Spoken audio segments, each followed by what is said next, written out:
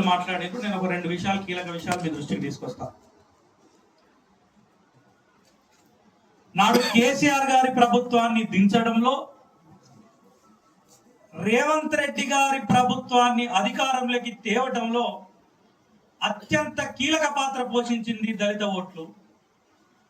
ఈ రాష్ట్రంలో 18 నుండి 20% ఉన్నటువంటి దళితులకు ఆనాడు హామీ ఇచ్చారు. చేవెళ్లలో ఆగస్టు 26, 2023 నాడు హామీ ఇచ్చారు. ఆ హామీ పేరు చేవెళ్ల ఎస్సీ ఎస్టీ డిక్లరేషన్. హామీ ఇచ్చి 3 ఏళ్లు ఈనాటికి దాటిపోయినా కూడా హామీ ఎందుకు అమలు చేయడం లేదో, మీ నిధులు మా వాడళ్ళకి ఎందుకు చేరా, వీళ్ళకి ఇచ్చిన హామీలు అని నిర్లక్ష్యం ఏమన్నా సమాధానం చెప్పాలని రాష్ట్ర ప్రభుత్వాన్ని మాదిగ హక్కుల దండోర తరఫున డిమాండ్ చేస్తున్నాం. మీరే చెప్పారు హామీలు, మీరు ఇచ్చినటువంటి మొత్తం హామీలలో ఎస్సీ వర్గీకరణ అంశం తప్ప ఏ అంశం అమలు చేశారో ఈ రాష్ట్ర ప్రభుత్వం శ్వేతపత్రం విడుదల చేయగలుగుతుందా అని చెప్పి మీ సందర్భంగా ప్రశ్నిస్తున్నాం. రిజర్వేషన్ల పెంపు కోసం మాట్లాడారు. రిజర్వేషన్ల పెంపు కోసం మీరు చేపట్టిన చర్యలు ఏందని చెప్పి మేము ఈ రాష్ట్ర ప్రభుత్వాన్ని ప్రశ్నిస్తున్నాం. 3 కార్పొరేషన్లు వేస్తానన్నారు. మాదిగలకు, మాలలకి, ఎస్సీ ఉపకులాలకి ప్రత్యేకంగా కార్పొరేషన్లు వేస్తామన్నారు. జీవో ఇచ్చి చేతులు దులుపుకున్నారు తప్ప ఆఫీస్ ఎక్కడున్నది, కుర్చీ ఎక్కడున్నది, చైర్మన్ ఎవరున్నారు అంటే కనీసం కాగితానికి పరిమితమైనవి తప్ప కార్పొరేషన్లు ఏర్పాటు కాలేదనేటువంటి విషయం ఈ సందర్భంగా మీ దృష్టికి తీసుకొస్తున్నా. అరే, కొత్త కార్పొరేషన్లు ఏర్పాటు చేయకపోతే సరే, కనీసం ఉన్న కార్పొరేషన్ కన్నా నిధులు ఇచ్చారు కదా అంటే మీరు బడ్జెట్ లో చెప్తా ఉన్నారు 11,000 కోట్లు ఇచ్చినాం, ఎస్సీ ఎస్టీలకు కలిపి 33,000 కోట్లు ఇచ్చినాం అని చెప్పి. 33,000 కోట్లు కాదు కదా, 3,000 రూపాయల ఎస్సీ కార్పొరేషన్ రుణం కూడా ఈ ప్రభుత్వం వచ్చిన తర్వాత ఇవ్వలేదు. ఎస్సీ కార్పొరేషన్ ద్వారా ఆ రుణాలే బంధు పెట్టుకొని కూర్చున్నారనేటువంటి విషయాన్ని ఈ సందర్భంగా తెలియజేస్తూ, ఎందుకు ఈ చిన్న చూపు చూస్తున్నారని చెప్పి మేము ప్రభుత్వాన్ని ప్రశ్నిస్తున్నాం. దళిత బంధు పథకం ఉండే, ఆ దళిత బంధు పథకంలో 2వ విడత నిధులు రావాల్సి ఉండే, ఆ నిధులను ఆపేశారు. ఆ నిధులు అప్పుడే కాదు, దళిత బంధు పథకం స్థానంలో మేము అంబేద్కర్ అభయస్థం పేరు మీద 12 లక్షల రూపాయలు ఇస్తా అన్నారు. మేము అడుగుతా ఉన్నాం ఇలా కాంగ్రెస్ పార్టీని, 12 లక్షల రూపాయలు 12 మందికైనా ఇచ్చిర్రా అని అడుగుతున్నాం. 12 లక్షలు సరికాదు కదా, 12,000 రూపాయలైనా మీరు ఇచ్చిండ్లా అని చెప్పి మేము ఈ సందర్భంగా ప్రభుత్వాన్ని సూటిగా ప్రశ్నిస్తున్నాం. అంటే దళితులు అంటే లెక్కలేని తరం ఉన్నదా ఈ ప్రభుత్వానికని మేము ఈ సందర్భంగా ప్రభుత్వాన్ని డిమాండ్ చేస్తున్నాం. ఇకపోతే గత ప్రభుత్వం దళితులకు ఇచ్చిన అసైన్ భూములను డంపింగ్ యార్డ్ల పేరు మీద, పల్లె ప్రకృతి వనాల పేరు మీద, శ్మశాన వాటికల పేరు మీద గుంజుకున్నది. మేము అధికారంలోకి వస్తే అసైన్ భూములన్నిటికీ యాజమాన్య హక్కులు ఇస్తాం, గత ప్రభుత్వం గుంజుకున్న భూములను కూడా తిరిగిస్తామని చెప్పి మీరు ఆ రోజు హామీ ఇచ్చారు. ఆ హామీని నమ్మి మేము ఓట్లేసాం. మరి అసైన్డ్ భూమి హక్కుదారులకు యాజమాన్య హక్కులు కల్పించారా అని చెప్పి మేము ఈ సందర్భంగా ప్రభుత్వాన్ని అడుగుతున్నాం. మీరు హక్కులు కల్పించే మాట ఇడిచిపెడితే మీ ప్రభుత్వ పథకాలకి ఏ అవసరం వచ్చినా గత ప్రభుత్వం అవలంబించినటువంటి వైఖరిని మీరు కూడా అవలంబిస్తున్నారు కదా అని చెప్పి ఈ సందర్భంగా మేము తెలియజేస్తూ, వెంటనే అసైన్డ్ హక్కుదారులకు యాజమాన్య హక్కులు కల్పించాలని చెప్పి సందర్భంగా డిమాండ్ చేస్తున్నాం. ఇక 4వ అంశం, ఈ రాష్ట్రంలో లెదర్ పార్క్ భూములు ఉన్నాయి. నిజామాబాద్ జిల్లా ఆర్మూర్లో, కరీంనగర్ జిల్లా జమ్మికుంటలో, చొప్పదండిలో, స్టేషన్ గన్పూర్లో, ఖమ్మం జిల్లా మల్లెమడుగులో, పోలేపల్లిలో, మహబూబ్ నగర్ జిల్లా, నాగర్ కర్నూలు జిల్లా జిన్కుంటలో భూములు ఉన్నాయి. ఆ భూములకు రక్షణ లేకుండా పోయింది. ఇక్కడ గచ్చిబౌల్లో లిడ్ క్యాప్ భూమి ఉన్నది. ఆ లిడ్ క్యాప్ భూమిని పెట్రోల్ బంకుకు దారాదత్తం చేయాలని ప్రభుత్వం చూస్తా ఉన్నది. దాని మీద స్వయంగా మా మంత్రి అడ్లూరు లక్ష్మణ్ కుమార్ గారు లేఖ రాసిన ఆ లేఖను చెత్తబుట్టలో వేశారే తప్ప దాన్ని పట్టించుకున్నటువంటి పాపాన పోతలేరనేటువంటి విషయాన్ని ఈ సందర్భంగా తెలియజేస్తూ, వెంటనే లిడ్ క్యాప్ భూములకు రక్షణ కల్పించాలి, లిడ్ క్యాప్ కు చైర్మన్ నియమించాలి, పాలక మండలి నియమించాలి, వాటికి నిధులు కేటాయించి లిడ్ క్యాప్ ఉత్పత్తులను ప్రారంభించాలని సందర్భంగా డిమాండ్ చేస్తున్నాం.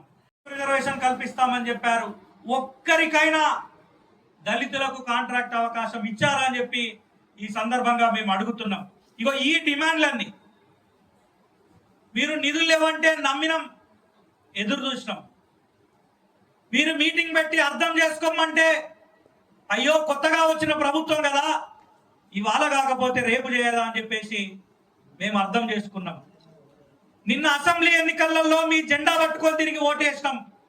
నిన్న పార్లమెంట్ ఎన్నికలలో మీ జెండా పట్టుకొని తిరిగి ఓటేసినాం.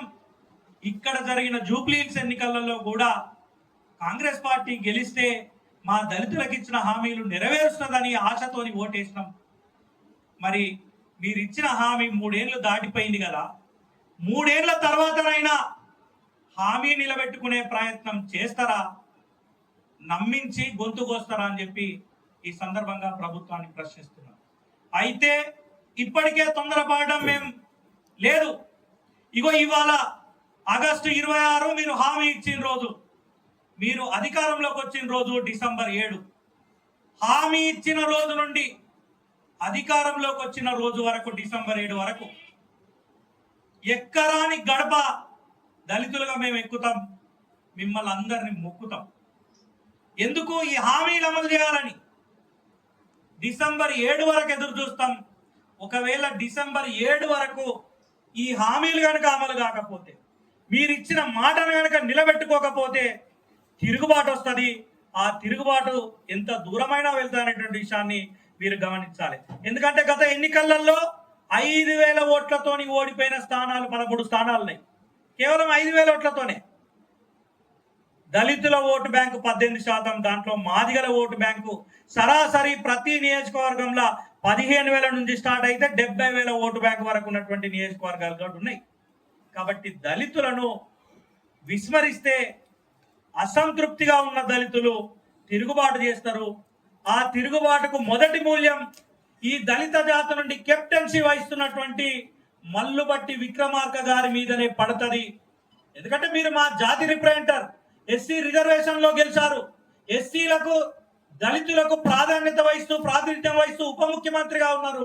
ఉప ముఖ్యమంత్రిగా ఉన్న మీరు పట్టించుకోకపోతే ఈ తిరుగుబాటు ముందు మీరుండే స్టార్ట్ అయిద్దని చెప్పి, ఆ తర్వాత ప్రజాప్రతినిధులు అందరినీ చూడుతుందని చెప్పి మీరు గమనించాలని చెప్పేసి కోరుకుంటూ, ప్రభుత్వం ఇవ్వాలటుండైనా దిగొచ్చి మిగతా పనులు పక్కన పెట్టి దళితుల అభివృద్ధి కోసం కట్టుబడతా అని చెప్పి ఆశిస్తూ, కట్టుబడకపోతే మాది హక్కుల దండోరా పోరాటం చేస్తానని కూడా ఈ సందర్భంగా తెలియజేస్తూ మీడియా మిత్రులకు హృదయపూర్వక నమస్కారాలు. ఈరోజు రోజా రాణి, మాది హక్కుల దండోరా మహిళా అధ్యక్షురాలని నేను. ఈరోజు ప్రెస్ మీట్ పెట్టడానికి ముఖ్య కారణం ఏంటంటే, చేవెళ్లలో ఎస్సీ డిక్లరేషన్ గురించి చేసిన సీఎం రేవంత్ రెడ్డి గారు, మన సీఎం గారు, ఆయన ఇచ్చిన హామీలు కానీ మేము ప్రభుత్వంలోకి వచ్చిన తర్వాత మేము ఏం చేస్తాము అని ఇచ్చిన హామీలు ఏమైతే ఉన్నాయో ఆ హామీలు ఎందుకు నెరవేర్చుకోలేకపోతున్నారు అనే దాని మీద మేము ఇవాళ ప్రెస్ మీట్ పెట్టడం జరుగుతుంది. ఈ ప్రెస్ మీట్ ముఖంగా మేము సీఎం రేవంత్ రెడ్డి గారిని అలాగే ఈ ప్రభుత్వాన్ని ప్రశ్నించడం జరుగుతుంది. సో మా ఎస్సీలు అని అంటేనే మీకు ఎందుకు, ఎస్సీ బీసీల మీద మీకు ఎందుకు చిన్న చూపు? మాకు ఇస్తున్న హామీలు కేవలము మీరు పదవులలోకి రావడం కోసం మాత్రమే మీరు ఎస్సీ వాళ్ళని కానీ వాళ్ళకి హామీలు ఇస్తాము అని చెప్పడం వరకు కానీ అది మాట వరకే మాత్రం ఉంచుకుంటున్నారు, కానీ దాన్ని అమల్లోకి ఎందుకు తీసుకురావట్లేదని ఈ వేదిక మీద నుంచి నేను ప్రభుత్వాన్ని ప్రశ్నిస్తున్నాను.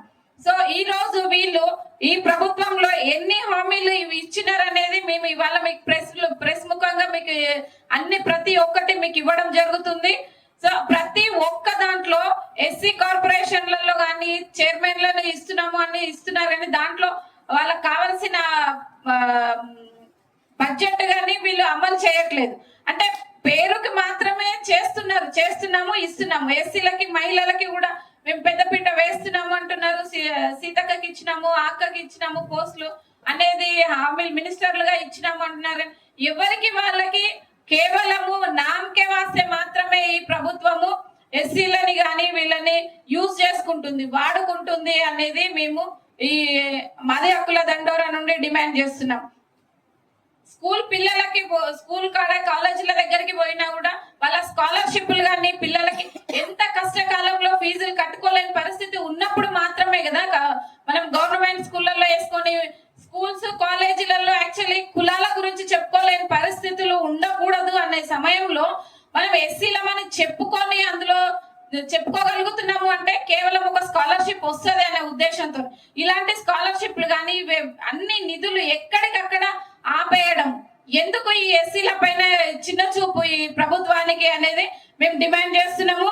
ప్రతి ఒక్కటి ఏదైతే చేవెళ్ళ డిక్లరేషన్ అనేది అయితే ఉందో ప్రతి ఒక్కటి హామీని నెరవేర్చాలి. అసైన్డ్ భూముల గురించి కూడా యాజమాన్య హక్కు ఇస్తాము అని చెప్పేసి ఇచ్చింది. మేము వేరే మాకు సొంతగా మేము ఏం డిమాండ్లు చేయట్లేదు సీఎం గారు.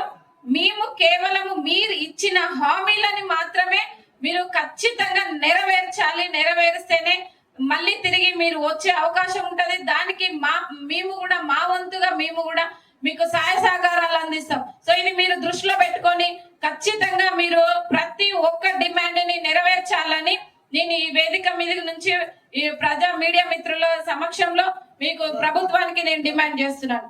జై భీమ్.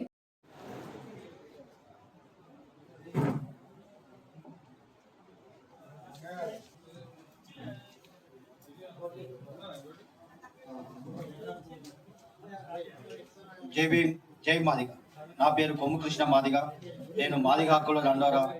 కాంగ్రెస్ ప్రభుత్వం అధికారంలోకి వచ్చి 3 సంవత్సరాలకు ఇచ్చిన హామీలను ఒక్కటి కూడా నెరవేర్చలేకపోయింది. ఎందుకు ఈ దళితులకు ఇచ్చిన హామీలను ఇంత నేను దర్శన హామీల పట్ల ఇంత నిర్లక్ష్యం వహిస్తుందో కాంగ్రెస్ ప్రభుత్వం మాకు చెప్పాలి. గత ప్రభుత్వం ప్రవేశపెట్టిన దళిత బంధు పథకం కింద నేడు ముఖ్యమంత్రి గారు అంబేద్కర్ అభయస్థానం కింద 12 లక్షలు ఇస్తామని హామీ ఇచ్చారు. నేటికి ఆ హామీ ఎక్కడ పోయింది? నేటికి ఆ హామీ అమలుపరచలేదు. నేటి ఆ హామీ ఎక్కడ పోయింది? ఇంకోటి, దళితులకు ఇచ్చేస్తామని హామీ ఇచ్చారు. రాజ్య వికాస యువ వికాస పథకం ఎందుకు మూలన పడేశారని నేను వేదిక ముఖ్యంగా కాంగ్రెస్ ప్రభుత్వాన్ని, రేవంత్ రెడ్డి గారిని అడుగుతున్నాను. అమలు చేయాలి. రాష్ట్ర ప్రభుత్వం దళితులకు ఇచ్చిన హామీలను అమలు చేయాలి. అమలు చేయాలి. చేవెళ్ళ డిక్లరేషన్ అమలు చేయాలి. అమలు చేయాలి. అమలు చేయాలి. అమలు చేయాలి. చేవెళ్ళ డిక్లరేషన్ అమలు చేయాలి. అమలు చేయాలి. థాంక్యూ.